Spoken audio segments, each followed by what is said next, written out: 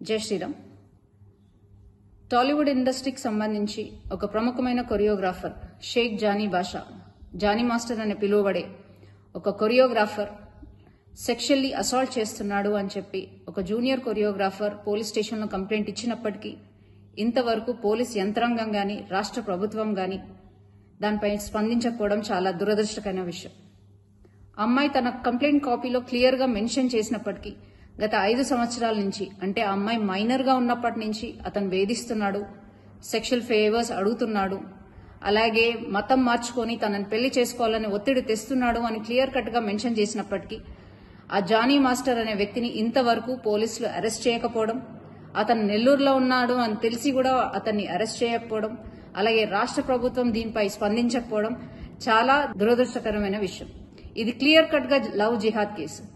ముస్లిం అబ్బాయిలు హిందూ అమ్మాయిలను ట్రాప్ చేసి వాళ్ళ మతం మార్చి వాళ్ళని చిత్రహింసలు పెట్టే ఇదొక ప్రక్రియని రోజు రోజుకి ఎక్కువైతున్నప్పటికీ కూడా మన రాష్ట్ర ప్రభుత్వం నిమ్మకు నీరెత్తినట్టు కూర్చోవడాన్ని భారతీయ జనతా పార్టీ మహిళా మోర్చా తీవ్రంగా ఖండిస్తుంది.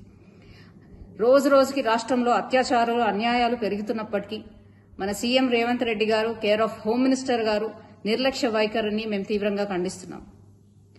ఇది వెంటనే లవ్ జిహాద్ గా కేసుగా తీసుకోవాలని, అలాగే ఆ అమ్మాయికి వెంటనే న్యాయం జరగాలని, న్యాయం జరిగే విధంగా భారతీయ జనతా పార్టీ మహిళా మోర్చా తనకు అండగా ఉండి ఆమెకి న్యాయం చేసే విధంగా పోరాడతామని, దీన్ని ఎటువంటి పక్షపాతం వహించకుండా ఈ కేసు సాల్వ్ చేయాలని విజ్ఞప్తి చేస్తూ జై శ్రీరామ్.